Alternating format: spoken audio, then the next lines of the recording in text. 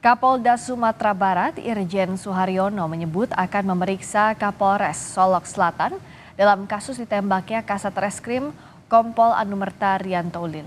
Kapolres Solok Selatan diduga juga menjadi target penembakan oleh pelaku AKP Dadang Iskandar. Menurut Kapolda, Kapolres seharusnya mengetahui kemungkinan adanya konflik kepentingan bawahannya. Sebagai komandannya langsung, Kapolres Solok Selatan seharusnya mengetahui kegiatan anak buahnya.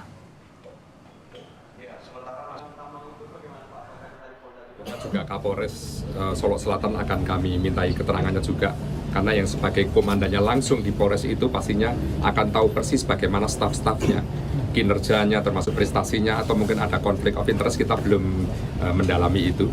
Ya, pastinya dalam proses pendalaman ini mohon waktu untuk kami nanti infokan selanjutnya. Sudah berapa orang diperiksa, Pak? Jenazah Kasat Reskrim Solok Selatan, Kompol Anumerta Rianto Ulil Ansar dimakamkan dengan upacara kedinasan Polri di Makassar, Sulawesi Selatan. Polisi menyebut penembakan dilatar belakangi persoalan tambang ilegal yang kasusnya ditangani oleh korban.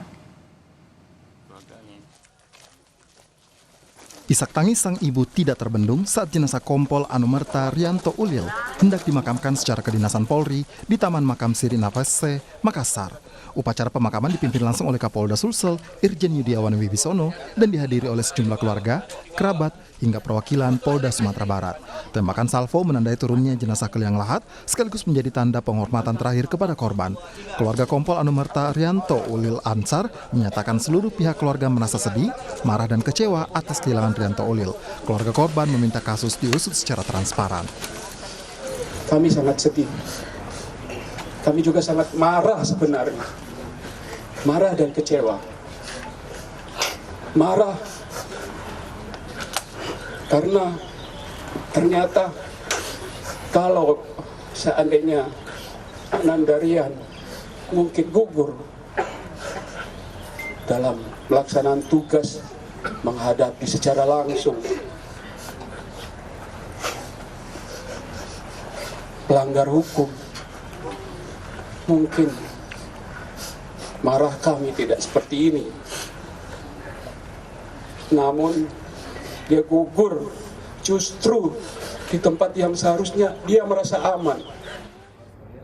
Untuk memastikan proses penyidikan prosedural dan transparan, Ketua Harian Kompolnas Arief Wijaksono Sudiotomo mendatangi Polda Sumbar. Kompolnas menemui tersangka penembakan AKP Dadang Iskandar dan mendengar laporan penanganan kasus dari Kapolda Sumbar dan pejabat teras Polda Sumbar. Arief menyebut Kompolnas belum akan melebar ke motif dari penembakan yang diduga berkaitan dengan tambang ilegal.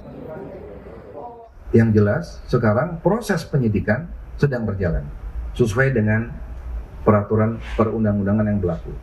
Begitu juga karena tersangka adalah anggota Polri aktif, ini secara simultan, secara paralel kita akan melaksanakan sidang kode etik kepada yang bersangkutan.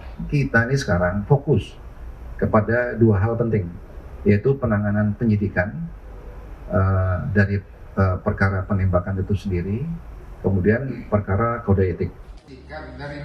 Propam Polda Sumbar akan menggelar sidang etik terhadap AKP Dadang Iskandar yang terancam diberhentikan dengan tidak hormat.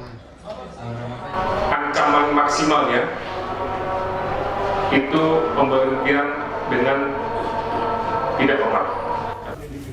Polda Sumatera Barat membenarkan motif penembakan Kasat Reskrim Polres Solok Selatan dilatar belakangi oleh kasus tambang ilegal.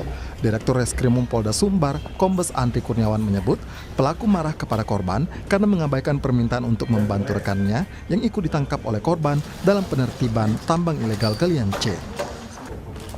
Motif kenapa yang bersangkutan melakukan adalah rasa tidak senang, di mana rekanan pelaku ini dilakukan penegakan hukum oleh korban di Polres Solok Selatan. Usai menembak korban, pelaku AKP Dadang Iskandar menyerahkan diri kepada polisi. Saat ini polisi masih mendalami sejauh mana keterlibatan pelaku dalam kasus tambang ilegal di Solok. Tim Liputan, Kompas TV.